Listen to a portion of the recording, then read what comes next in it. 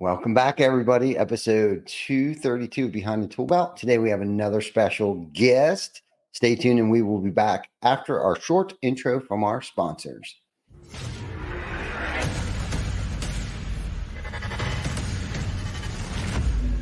GC Backer. Roofing, siding, windows, gutters, solar. Roofing, siding, windows, gutters, solar. GC Backer.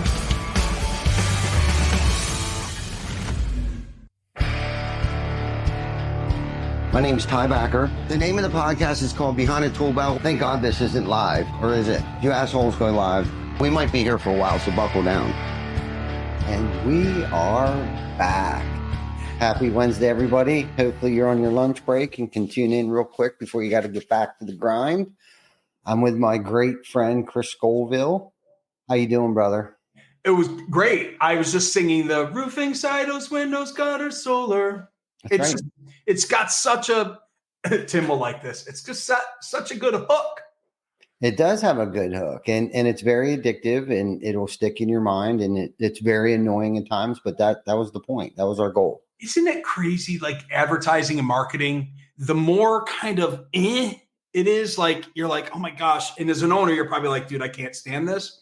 But meanwhile, people are driving around hearing your ad going, roofing, sidings, windows, siding, gold. Like, they're like, what?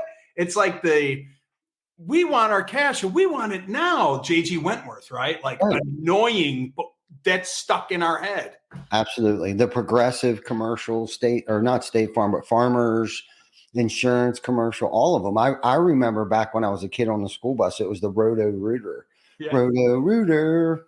That's his name, lives right down your toilet drain or some shit like that. Yeah, exactly. Nobody, like, it's amazing when you think about some of the quirkiness.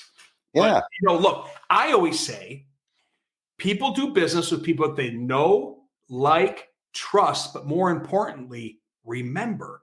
Mm-hmm. So if you're not memorable, they don't even know if they'll like you, know you, or trust you because they won't remember you. So with whatever you're doing out there and your organic marketing folks, be memorable with what you're doing.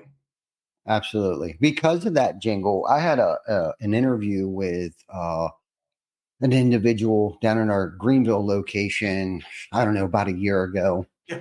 We had opened up probably about 14, 16 months ago down there, and we were doing an interview with her. And, I was throughout the conversation, I was telling her, we just recently moved into the area.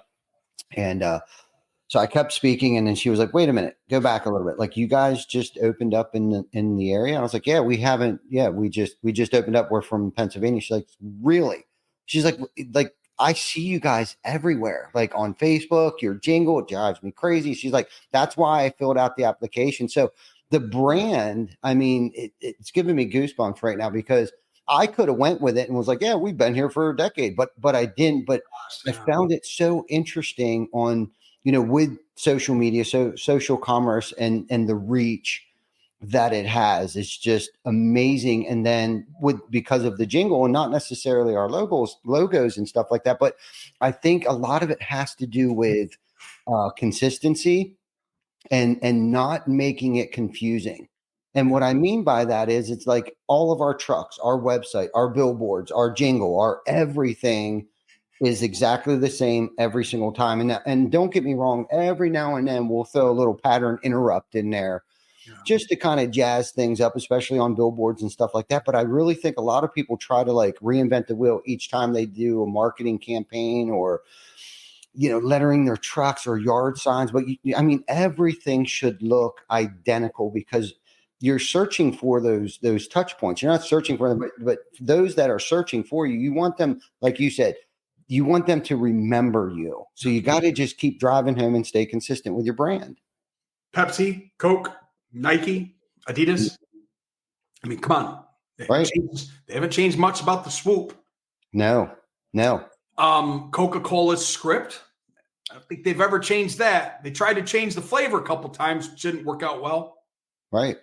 Yeah, hey, we were like maybe a month and a half ago. Life's been happening very quickly. Maybe it was 2 months now. We were up in the Carolinas. Y'all have a location in North or South Carolina as well? South Carolina, Greenville. We're driving down the road, and I don't know if I saw a truck or if I saw a building from the main road. Yeah. But I looked up and I was like, wait a minute, aren't these guys up north, like in Pennsylvania? Yeah. Of course, Tiffany's in the industry now, so I got her. Hey, that TC back? Yeah, cool. It worked. I mean, because you saw it, identified it right away, because you see it so much unconsciously. You see it now. Yeah, I saw Hunter's trucks. Yeah. I saw 3-guy roofing or something like that. Guy roofing. Yeah. Guy GUY. Like I saw, dude. I just was like, boom, and roofing is everywhere. It's insane. This industry's insane. It is. I love it. I'm glad it found me. I'm glad it found you too. Yeah. And I loved it. And we were having a meeting, I think it was yesterday morning, and I was on one of my rants, and I was rolling on, and I was like, you know what? If you guys want vision and you want clarity, it's like, I think, because we feel like there's a deficiency in the roofing industry of whether it's character or integrity or whatever it is. And it was like, okay, this is the vision. We think America deserves, at least in the lower 48, at least one TC backer per state, because there's a deficiency there, right? Like, so our goal, it might be a big, hairy, audacious goal, right? Our BHAG is that we want at least one location per state in the lower 48. And why not? Why not? Why not have us all over the country and providing good, safe, quality, healthy, and I say healthy because a roof can lead to, a lot of health issues, whether it's a leak, mold, all those things, gutters, water in the basement, things like that. So we want to provide a healthy, and how do we do that better than marketing ourselves, branding ourselves, and being as trustworthy? People know us. Yeah. Right. All those things that you mentioned earlier. Do you see that as and I don't know, I'm really glad you brought that up, because it's interesting, because I've always got thoughts on this as well.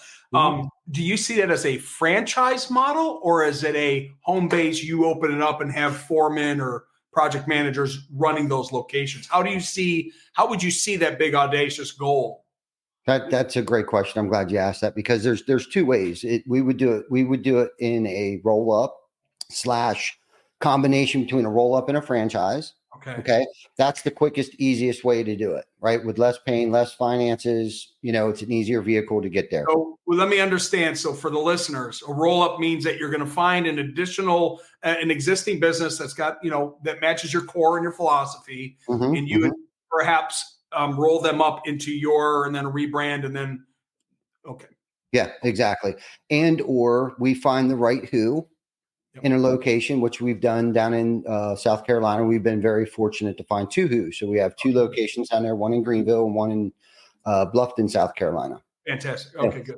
So we found the who there. We went down, we opened up shop, found a brick and mortar, got some trucks, got some billboards, got some yard signs, the Facebook ads, the whole thing. And of course that takes a lot more capital to do those things, but between new construction, storm, retail, things like that, we have a couple feathers in our cap and several streams of revenue coming in. We don't just rely on storm. SOP. Yes. Yes. Right. You've got your systems and processes to make it cookie cutter. Yeah. As long as you follow step 1, step 2, step 3, and you stay within our core cultural beliefs on what our deliverable is, you'll be successful because it's already tried and true. Listen, this is such a great topic, because where it starts, and it's giving me goosebumps because this is one of my favorite topics, is where it starts is with core values. We also reviewed with a small group here. We recently restructured or rewrote our core values. I wish I had them here so I could pull them up, because we used to have just 4 words on the wall: trust, integrity, loyalty, those words like that. And it's kind of like, the more I started to do research on, cultures, core values, mission statements, and things like that, it's like, you can't just have someone, read honesty on the wall and it's like, be honest. They're like, well, I thought I was. Like, what are you being honest about? Tell them what honesty is, because we all have a different belief on what honesty is. Right. Exactly. So we have restructured and rewrote our mission statement, our core values. But where this all starts, okay, is your core values. Yeah. standards and operating procedures, and KPIs. You can't have one without the other because they work harmoniously, simultaneously, cohesively together. They hold each other accountable. Yes. The SOPs and the KPIs hold each other accountable. Right. And within our decision making throughout the course of the day, and it doesn't matter which individual needs to make a decision, as long as you stay within the guidelines of the core values, we're going to limit our exposure or our deficiencies or making mistakes as long as we follow our core values on a daily basis. So our decision making has been made super simple. Just stay within the core values, right? You can't really fail. And if you do, it'll be a learning or coaching moment, right? If we do it. And like I said yesterday in the meeting, was like, this isn't done yet. Like, this is going to be like a living thing, whether it's our SOPs, our KPIs, and our core values. Our mission statement 6 months, 6 years from now may change ever so slightly into the atmosphere or the environment that we're in now, whether it be due to economic changes, whether it be to different products, whether it be to buyers' behaviors, or just where we're at in the season of our lives in the company. And same with the core values. They may change as well too, because I think I was getting so hemmed up. It took me literally almost 4 years to rewrite these. We kept living by just the words on the wall, and we'd have meetings and we'd preach about what they are, but we didn't really have them like written and scripted out. Right. But it is really taken a long time. You know, it's about community, it's about family, it's about faith, it's about all these things that we all stand for, not just professionally, but also personally, because that's where it starts. We're about personal development. It starts at home, starts by, reading, working out, eating healthy, getting plenty of rest, how you treat your wife, how you treat your kids, how you're raising your family. You bring that to work, right? So if you have an upside down work home life, right? There's no usually work problems. It's usually a people problem, that they bring to work. So we're really big and on personal development, because for me, that's where it's always started with me. It was, how am I taking care of myself? What am I doing? It might sound selfish, but if I'm not eating, how can I feed? How can I feed others? So I have to eat. So these roll-ups have to fit into this foundational core value belief. 100%. It's almost like Chick-fil-A. Mm-hmm. Because we all know the difference from going to a Chick-fil-A. Look, whether you eat the food or not, doesn't matter. But let's all agree that there's a big difference from going to a Chick-fil-A than there is going to a Burger King or a McDonald's nowadays. Absolutely. I know that more than likely someone's going to be kind to me, offer me better, maybe good customer service to an extreme. And if I'm sitting down in a Chick-fil-A, the manager might walk by and say, how is everything? Is there anything I can get you? Would you like a refill? Mm-hmm. A lot different than when you go to another fast food or a restaurant. Big difference. So I understand that. The SOPs, the KPIs, the core values, when you do go out into these other locations, it's important for that owner to agree to that if they're going to stay on in any capacity. Absolutely. And I love it. They have to be vetted to a certain extent. They have to have the same moral values as we do. They need to all but be cut from the same cloth. Yeah, of course. That and have the same beliefs, the same cultural values that we have. And then we go outside of those things. And what's cool about this is it's like, so the products that we use, our tech stack that we use, we have in-house people that train. We do most of our marketing all in-house. Our director of technology was a gentleman, like I think one of the first three developers of our CRM, who now works for us full time. So anything that we need done, or instead of having the CRM, us building around the CRM, the CRM's actually building around us as we grow, and has helped us with our SOPs, has helped us with our KPIs, developing our KPIs. And all these, so then we can duplicate that. So the where it was is we needed something that was easily duplicatable, that's in layman's terms, that isn't, a 100-page script. It's like, what happens when you do this and what do you do that? And it's like, no, it's pretty simple. We have a CRM, we have KPIs, we have SOPs, and we have our core values. And other than that, I mean, all the products that we use are the same. GAF shingles, we're Master Elite. We work towards them. And that's the other thing too. Only 2% of us in the country can become Master Elite. And it usually comes down to ethics. right? Before you can even like they do a financial background check on you. They do a criminal background check on you. Like this isn't a pay per play thing. So basically the guidelines and the training that GAF requires us to do, we use that in our training for our salespeople, for coaching, for new hires. We just basically give them the field guide, which we call the roofing Bible, that GAF created. And I feel like all other shingle manufacturers are trying to chase that, but all of the other ones that I believe are just pay per play. You pay $500 a month and you're XYZ contractor now. So in your consultation, your demo, and your sales process, your sales pros are probably telling that story on how you got that and how you live by it, which is immediately building credibility, trust, value. And then what it just probably comes down to is price. Yeah, really. It does. But if you can prove why there's much more value to this and why this price tag might be a little more expensive, it's like, well, we've been in business for 16 years. These other guys haven't been, and we plan on staying relevant for at least another 16 years. Yeah. Go ahead. I love it. That's really cool. By the way, folks, we have nothing scripted here. We're just talking. So this is great. That's been our niche. We talked about this a little bit before we started going live, and it's like this has been our niche. It's not if I fumble, I bumble, I drop the F-bomb. It is what it is. It's raw. It's live, and it's uncut. So, let me tell you a story. So I do private trainings now. I fly out to go to my private clients to train their teams on how to build successful financing programs in their business. And that includes like go-to-market strategy, sales 101, blah, blah. So I'm down at DT in Granbury with Randy Hurtado and his team last week. And, we're all Christian brothers, and we were out to dinner, and, we pray before we eat. And I went to bed early, and I woke up to a text message from Randy. And it said, "Hey, brother, man, I just want you to be sure that you use appropriate language." So I was like, oh, man, because I get excited. I get passionate. And, even as a Christian, I'm a great sinner. Sometimes I swear. Sometimes I do. But he said, "I just ask one thing of you, man. Just please, no explicit. Is it explicitives?" Yeah. And I'm like, okay, Lord, I need you to help me choose the right words today with passion, but make sure that I stay protected to help. Like, it was crazy. So 3 hours of me up in front of the room, in front of 30 people training, making sure that I chose the right words each and every single time. It's tough.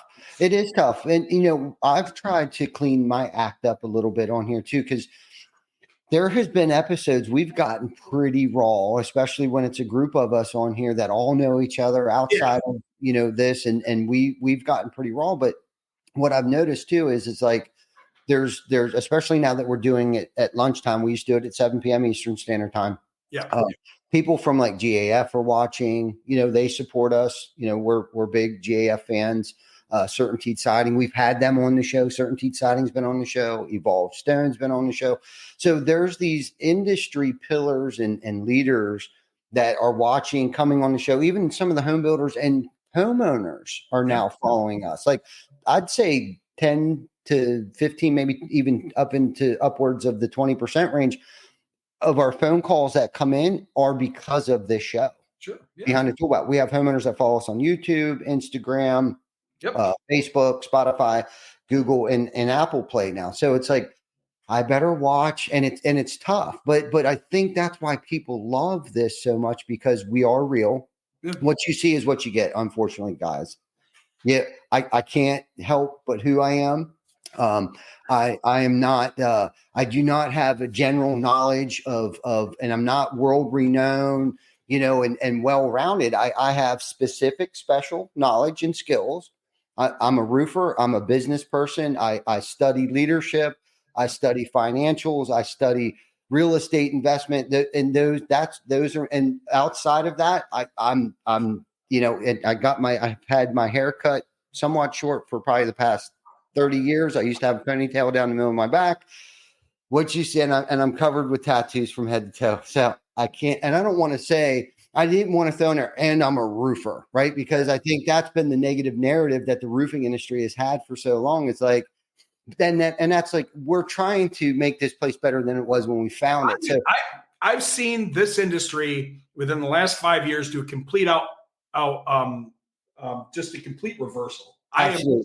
The other day, I went online and I saw some beautiful things happening in contractors' lives. Mm-hmm. And maybe it's just because I've chosen the circle who I'm with now and who my people are. But I just kept seeing it, man, from Tommy Mello being baptized and finding the Lord to somebody else saying, hey, I'm having a rough day. And I met this girl and I kept seeing smatterings of it. And I was like, this is beautiful. Whatever's happening in our industry, whether we're all starting to rub off on each other and saying, hey, it's okay to be really honest about things. Mm-hmm. And it's okay to hurt. And it's also okay to ask for help. 100%. Like, dude, I was having a bad time a couple weeks ago. And I reached out to somebody and I can't remember. And I just said, man, I'm like, maybe it was Michael. It was somebody, and it was at 5:30 in the morning. And I just woke up and I felt stress and I felt the entrepreneurial anxiety. And I just was like, what's going on? I was super emotional. I was probably crying. I just was trying to pray it away. And I was hurting, man. But here's the cool thing.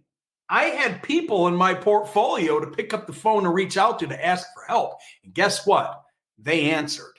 Mm-hmm. So and I know we just lost some guy that was a golfer. Like, he killed himself, like anybody listening to this, if you are suffering or hurting, you ain't alone. And know that there's people like Ty and myself, and my gosh, our network is massive. Reach out and ask for help. And it's okay to be hurting. Yeah. It is absolutely okay to be hurting. We're all broken. We're just broken on different levels, man. But some of us might be broken and feeling pretty good. Some of us might be broken and feeling pretty bad. We're all broken, but just make sure that, anyway, I don't know what made me go down this road right now, but if there's anybody listening to this and you're having a bad day, it's okay. We're all going to have them, and know that you can reach out to groups of people like us and talk about your bad day. Trust me, we'll get you through it. So anyway, right on. No, that's a great topic too. And just so everybody knows, and if somebody's out there that is having a bad day, reach out to us through Messenger. And if it's a conversation, trust us, it'll stay between us. But I like what you said. We're all broken. Some of us broken worse than others, and some of us broken in certain areas of our lives and things like that. And some of us hide it better than other people. But there's ebbs and flows. There's things that happen to us. And when you get stuck in that, that dark place where you feel like maybe you want to off yourself, it's tough. It's a tough rut to get out of. And a lot of that has to do with situational things that are going on in our lives, and things that we just continue to keep stuff. And I'm or chemically. Yeah. Chemically. Yeah. Right. Yeah. There's two separate types. That gloom has grabbed you so hard inside. Yeah. Like and I'm not saying chemical like alcoholism and drug. Yeah. I'm talking about the chemicals of doom in your brain. In your brain that are controlling you. Like, y'all got to know that it ain't you. And it ain't anything you did. It ain't anything that you deserve. It's your chemicals controlling that doom and gloom, man. You have to reach out to somebody, because that chemical inside of you, man, that's tough. Yeah. And it's okay. Like you said, it's okay to reach out for help. And it's okay to reach out to outside help, whether that's a psychiatrist, whether it's your family doctor, and letting them know how you feel and things like that. But one thing that I know for me is the more that I continue to stuff those feelings and act like everything's okay when it's not, that's when it gets worse. Yeah. Right. But when I open up and find that person that I can trust, that I can talk to, and maybe help coach me or walk me through or encourage me to go see my family doctor, that's where things can get dicey when I continue to just keep stuffing, at least for me personally. And I've watched other people go through it too. Yeah. And it's our responsibility too. Let's take this one step further. It's our responsibility, if we know those that may suffer from depression, whether it's clinically, whether it's psychologically, situational, whatever, however they suffer from, it's also our responsibility to reach out to them, to make sure and check on them, to make sure that they're okay. Yeah. Right. And I think, because there's been one or two instances over the years where I felt like, man, if I would have just reached out to this person a little more, or if I would have been there, if I would have answered the phone or whatever, I can't take that blame. But could there have been more that I could have done? I've questioned myself that, because honestly, especially in this industry that we're in right now too, our first 4 hires are all gone right now. Yeah. Every single one of them. Every single one of them since day one. It might even be 5 of them. The first 5 OGs here at TC Backer are gone. They're not with us anymore today, whether it be, suicide, whether it be drug addiction, overdose, car accident, alcohol related, whatever. And most of it came down to, like you said, the chemicals in our brain, self-medicating because they didn't feel right. They didn't feel good about themselves. Their skin was crawling, whatever the case might be, or the excuses at that time that they were using to self-medicate themselves. And I've used, and I call it an excuse because I've used the same excuses to do more harm than good. You wouldn't understand. You haven't walked my shoes. Your childhood wasn't as bad as mine. But the thing is, Chris, you nailed it. We've all been through it. We've all had rough childhoods. We've all done self-inflicting things. We've all done, harm to others that made us feel bad. But this is the thing. We're not sharing these things or experiences with other people. But the shining light to this is that there is help out there. Whether if you're suffering with drug addiction, there's a hotline out there. Honestly, and if you Google AA meeting near me, I don't care where you're at. Shit's going to pop up. 800 number, the meeting list. There's psychiatrists out there. There's doctors out there. There's your family doctor. Hell, your significant other at times, or your best friend. And if you feel like you can't talk to those that are in your circle, and you touched on maybe it's the people I'm surrounding myself around today that's making my life feel so productive or good, or fulfilled. Maybe you should question those that you're surrounding yourself with if you feel like you can't open up to them. And maybe that's some of your issue too. I don't know. Some of my, I've talked about this at maybe it was a different podcast a few months ago. Some of my closest friends, and I'm not just talking acquaintances, are from social media. No doubt. Me too. I have a lot of acquaintances that I went to high school with that, you still maybe bounce into them here and there if I was ever to go back to Western New York, which I probably won't. But some of my I could reach out to you at 3 a.m, man, and you'd be there, be like, yeah, man, I'll send a guy down with a truck to help you guys right now. Like, there's people that I've met in our world. Mm-hmm. I could pick up the phone and ask them for anything, and they would do it. Absolutely. And there's people that I went to high school with for, 19 years, grew up with them, and they'd be like, yeah, man, I don't know, I'm a bit busy, Chris.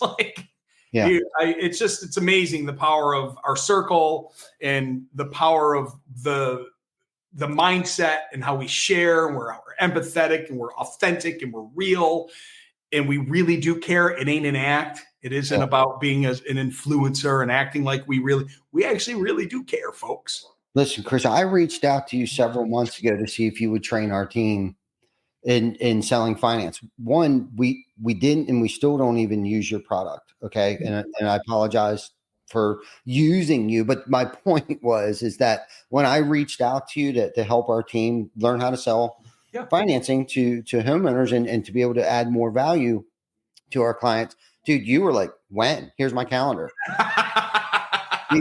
You know what I mean? And you didn't it's a servant's heart. Right. You know what I mean? And it's like, now that I'm thinking about this, like, okay, I owe Chris something in return. And so don't hesitate to reach out at any time.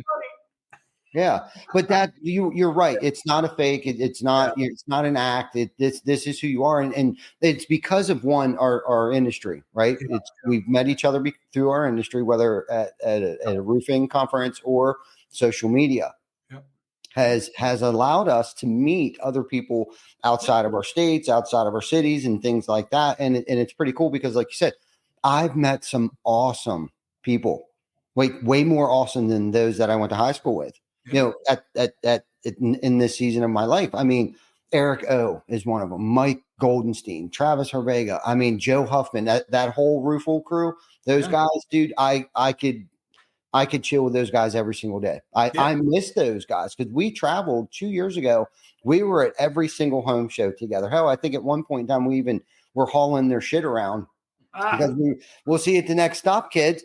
I know. It was great. The circuit gets crazy sometimes. Yeah. But it's like we there's a misconception. Oh, you're going to another party. It ain't a party. We're going there to see our friends and our family, and it's almost like we walk into the trade shows and when we're setting up our booths, and it's like a reunion. Like it's like we're all rock stars traveling on our road show, playing music all over the United States, and we get to share what happened between the last show and this show. It's just absolutely. We work all day. Cult. we network with each other, and because of your network, our network is our net worth, right? Yes. Yeah. Even our sponsors like Lead Scout, Hook Agency, Roofle. I mean, because of them, we are where we're at today, and it's because of the partnerships, the relationships. And you said it earlier. They trust me. I trust them. They trust me. And I know I could call Erico or Mike Goldenstein up and say, "Hey, man, I need some help. I'm struggling mentally, physically, spiritually, in all those levels." Because Mike's a pretty spiritual dude. Had very, very well rounded. If I was suffering from something, psychologically or shit, I'm not that I would ever have to ask him for financial help, but I'm sure if I was like, "Hey man, I need a bus ticket home because Vic left me in Orlando," or whatever, I'm sure he'd probably drive me home. You know what I mean? That's the type of people that, and I think good people attract good people. That remind me when Eric did the thing down at the Cayman Islands, the diving thing. I was counting the guys and look at the guys on the boat. First of all, I was seriously jealous, and I had the fear of FOMO, like big time. But then I also was like 1, 2, 3, 4, 5, 6, 7 multiplied by 25,000.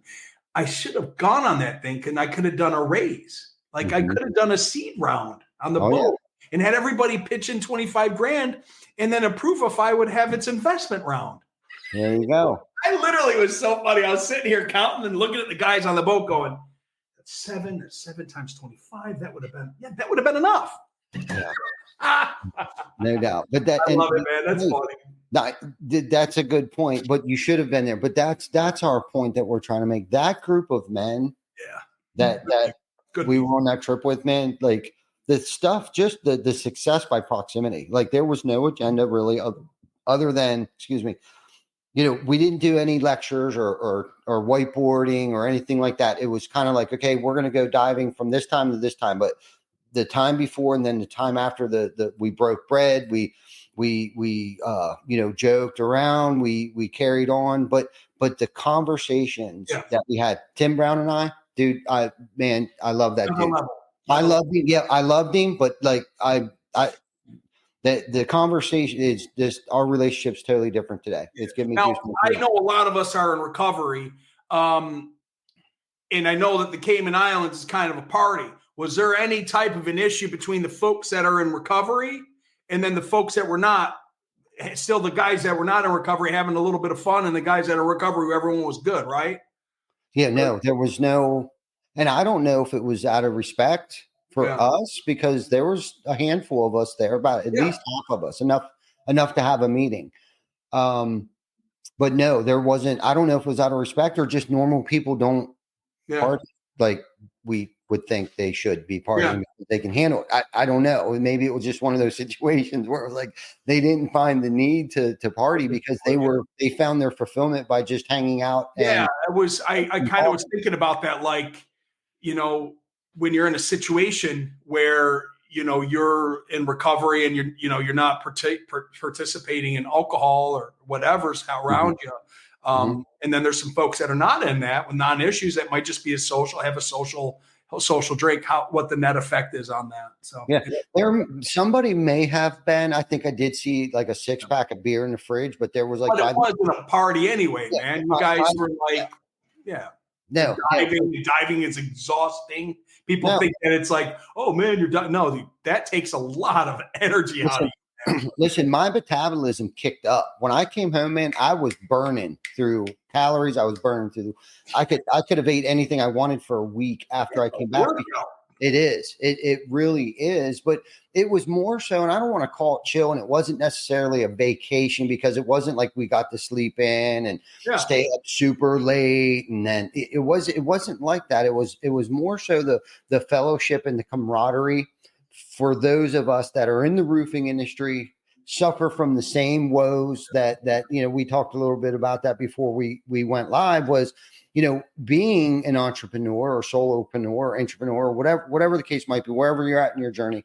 It was just really nice to break bread and hang out around the pool and have professional and personal conversations with those that can fully relate, and where I didn't feel like I needed to hold back because my toys were bigger than your toys, or my toy box was big. It was nothing. It wasn't a jock measuring contest. It was full vulnerability, transparency, and it just felt really good to kind of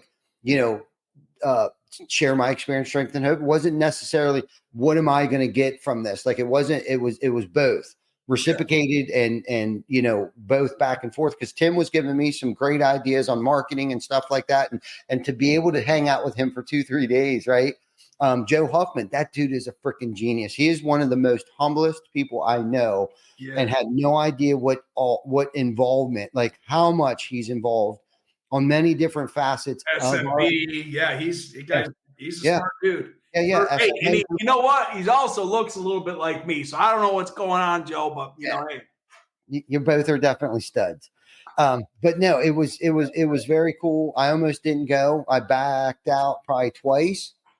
And then about 5 minutes before I was supposed to go, I was like, okay, I'm going.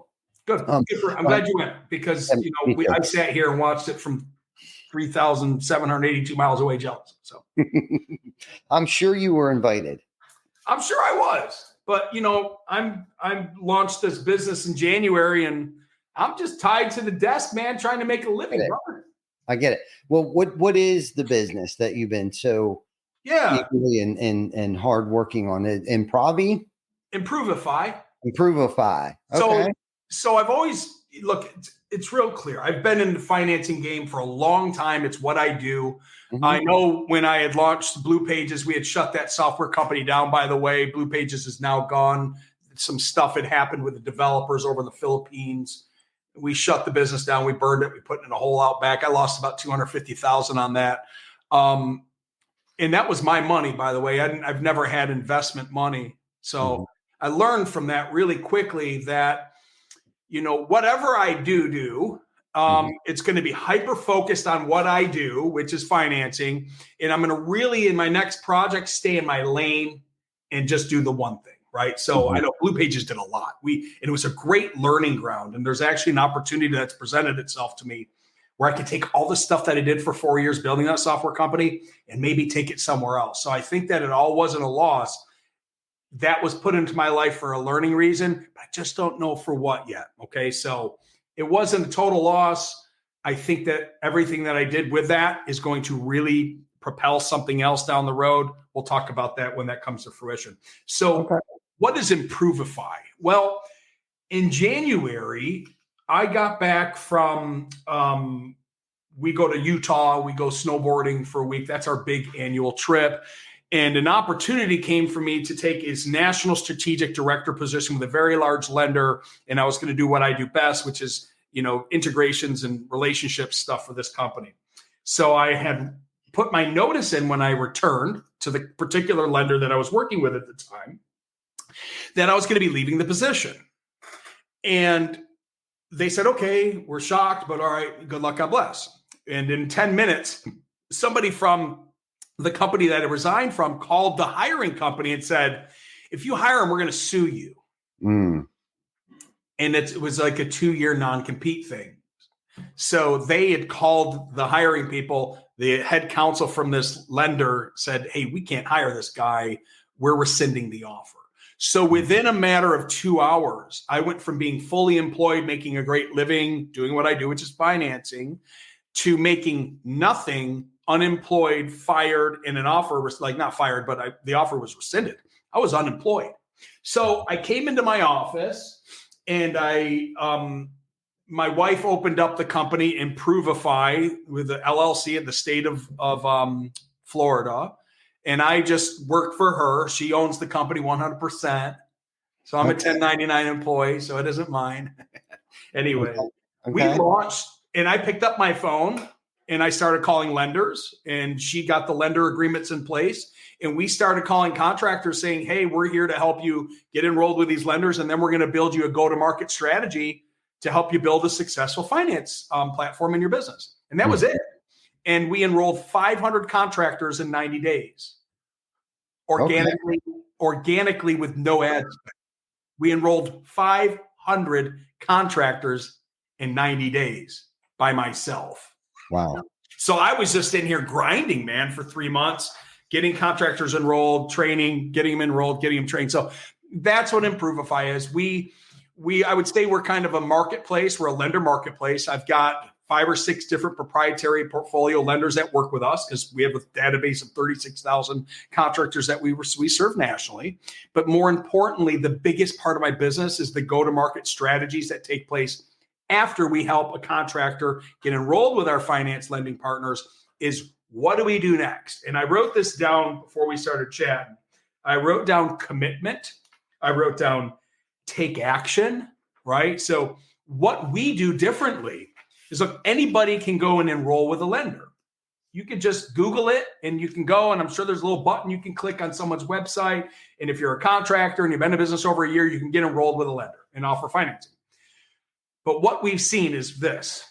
In the 500 that we enrolled, they're only concerned with the one customer that asked them or needed financing. They weren't thinking about financing being tools in the tool belt that they could use at every single sit, every demo, every consultation. So what we do now is this.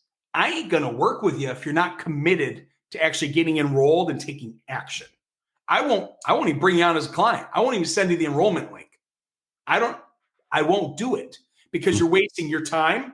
You're wasting my time. You're wasting the lender's time. So if I get on a call with a contractor now, and believe me, it's nonstop. And there's like, hey man, I heard that you're the guy that offers financing help. I'll literally ask them, are you committed to this? What do you mean? Are you just going to get enrolled to help the one customer? Are you going to get enrolled and take action and help all of your customers all the time and follow what I teach you so I can make you successful? And if they're like, him and Han, I ain't your guy. I'll tell you where to go. Go to my competitors, go to Google, go here, go there.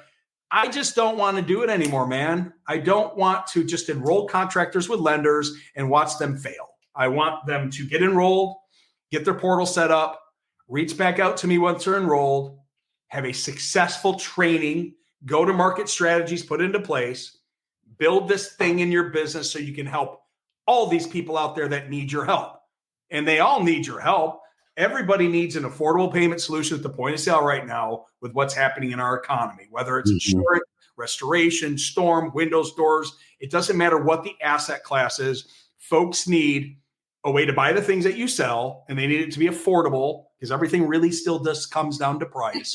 If you can make it fit their budget, they will buy. So that's what we're doing differently, brother man, is our approach to the marketplace isn't just enrolling anymore. It's hyper-focused on don't do business with me unless you're seriously committed to taking action. And then if you are, then let's work together. If you're not, there's like 32 lenders out there you can go get a roll with and just have an account rep, and hopefully it'll work out for you and your one customer.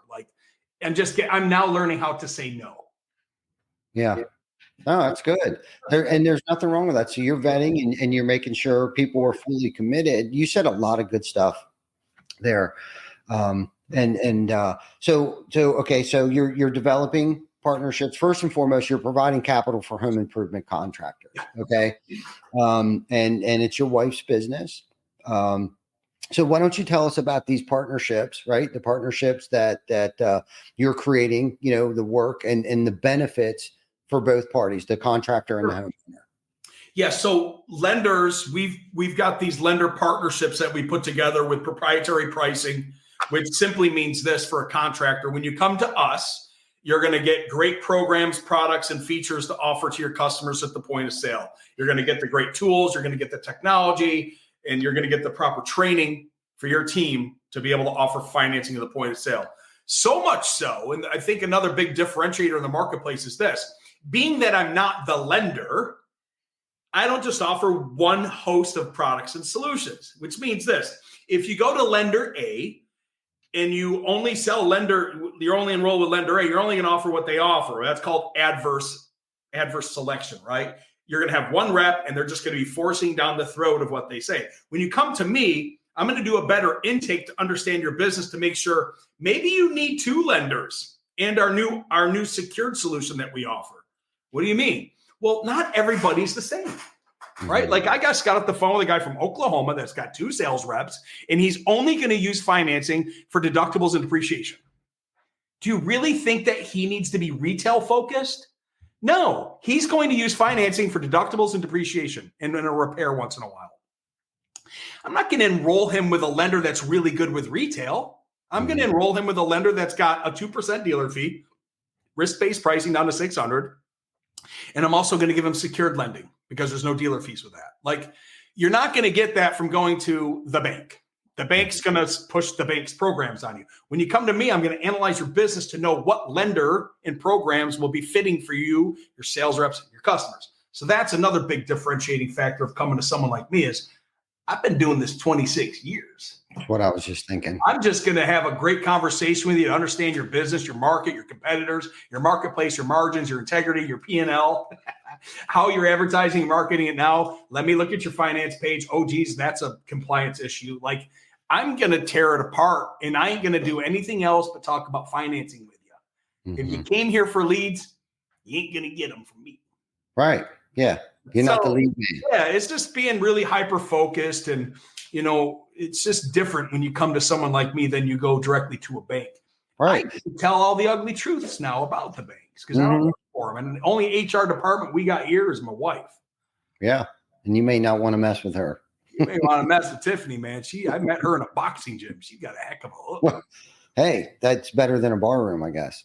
Absolutely, brother. So anyway, we're different, man. We're different. We're focused. It feels interesting. And it was really hard to get to the no, to say, well, hey, we're probably not right for you. I told that to a gentleman today. He goes, hey, Chris, we're looking at your program. It seems really interesting. I said, well, wait a minute. How many sales reps do you have? He goes, it's just me and the owner. I go, it ain't for you, man.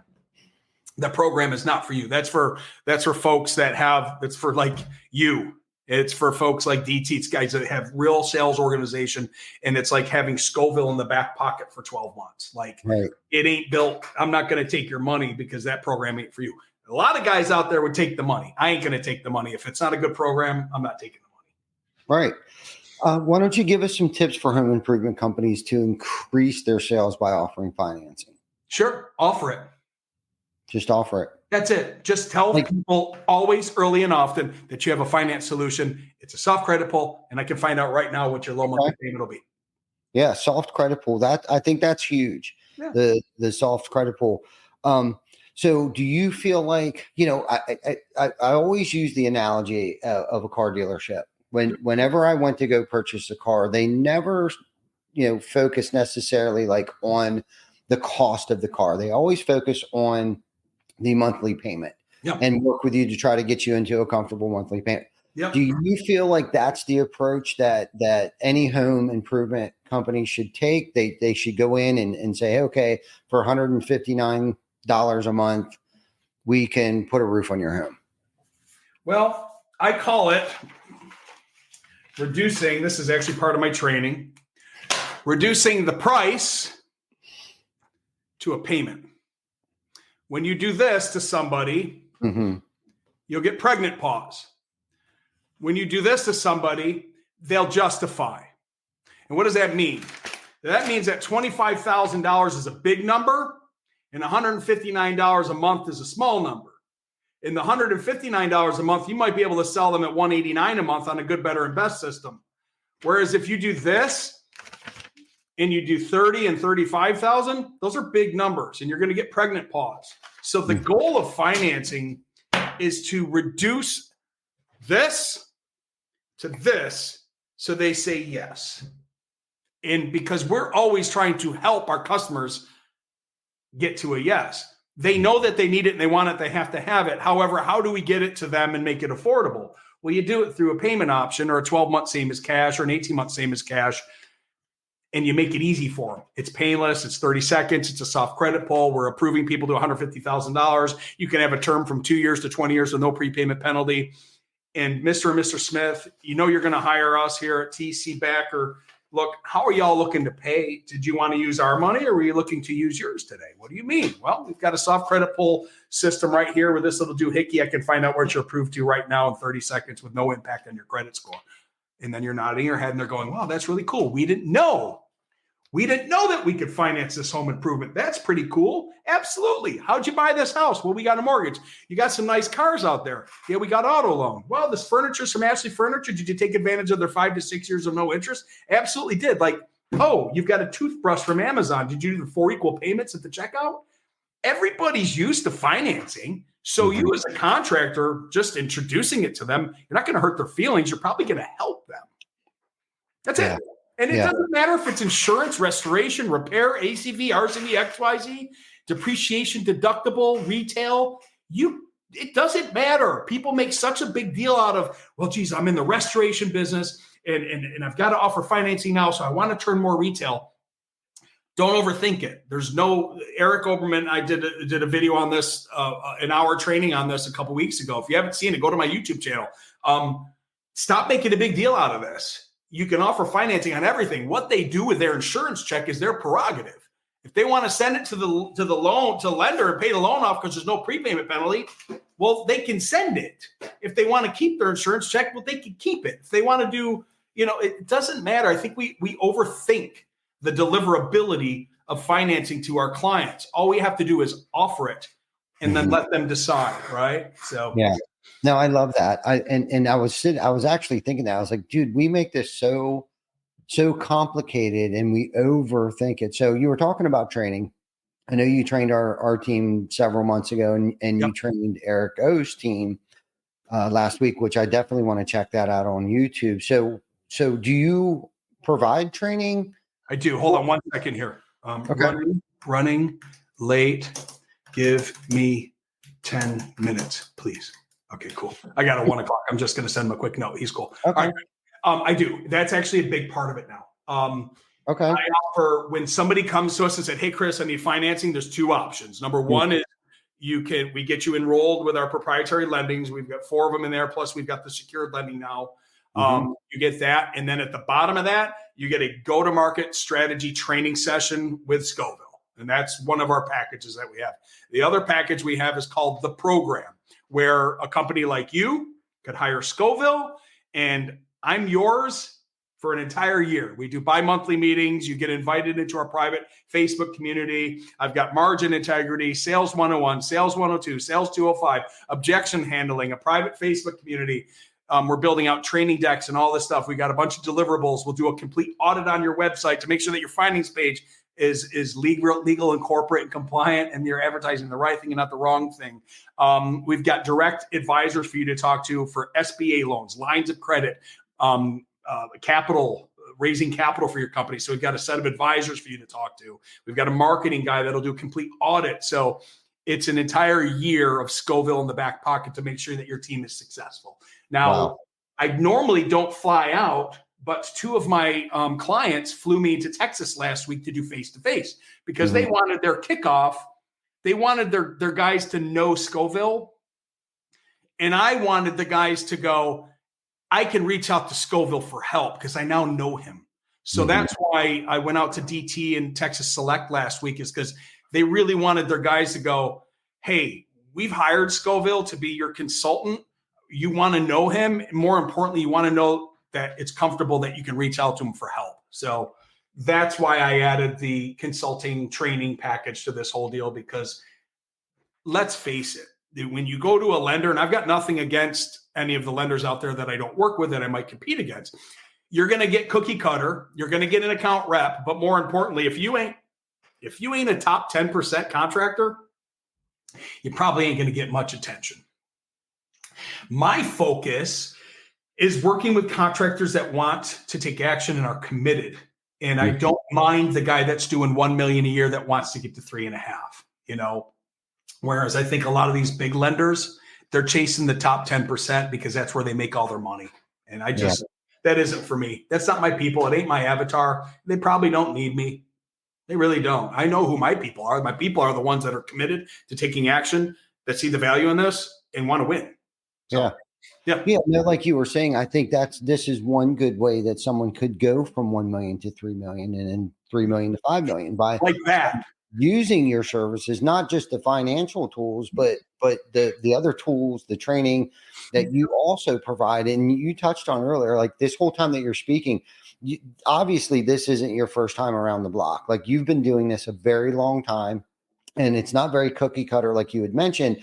And it sounds like when somebody calls you, you ask them the right questions, you get rid of the tire kickers. Are you fully committed to this? And if you are, okay, where are you at in your business? Are you a $5 million company? Are you a 10 million company? How many sales reps do you have? And you find which shoe fits for their company, which is what I really like about this. And before I forget, how would someone get a hold of you so Vic can put it in the comments here? I think just the standard, reach out to me on Facebook or ChristopherScoville.com. I think that probably, it's my name, right? Christopher or Improvify. Yeah. You know what? I got a better idea. We'll do it the proper way. Improvify. IMPROVIFI.com. There's a form on there. The form comes to me. My wife, Tiffany, the owner of Improvify and the COO in charge, will send out an invite to come to an 11 o'clock meeting, and then we take it from there. So yeah, go to Improvify.com, fill out the form. It'll go to Tiffany. We'll set up a meeting to see how we can help you. That's it. Yeah. Okay. I just didn't want to forget that before we got. I know you're kind of crunched for time here. Yeah, I got a 1 o'clock that I'm running late for, and out of respect for him, I'll probably bounce off now. So no doubt. No, I appreciate this. Is I didn't even realize it till today. This is your third time on the show. Yeah. I always appreciate our conversations, whether it's in person or through Zoom like this. Me too, brother. Me too. You're a good dude. Keep killing it. If you need anything, don't hesitate to reach out, man. I do. I actually do. I need investors. Just kidding. Okay. Well, let's talk. Right? I'm always open. All right, brother. You have a blessed day, man. Thanks for having me on here. I really appreciate you guys a lot. You too, man. Thank you so much. And thank you for everybody for tuning in. Until then, I'll see you guys next week for episode 233. Have a good day. See y'all. Yep.